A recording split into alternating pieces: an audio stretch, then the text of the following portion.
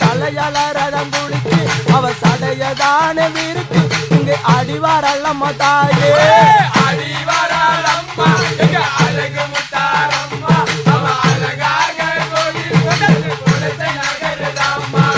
சங்கரனோட மனைவி எங்க சங்கடம் போக்கும் தாயி அவ சன்னதி எழுந்துதானே இங்க அடிவாரல்லம்மா தாயே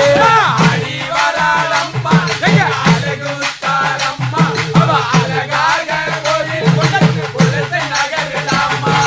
மையான கழுவம் எடுத்து அவ மகிமை பலதம் காட்டி அந்த மரப்பழை மேலே அமர்ந்து அவ அடிவாரல்லம்மா தாயே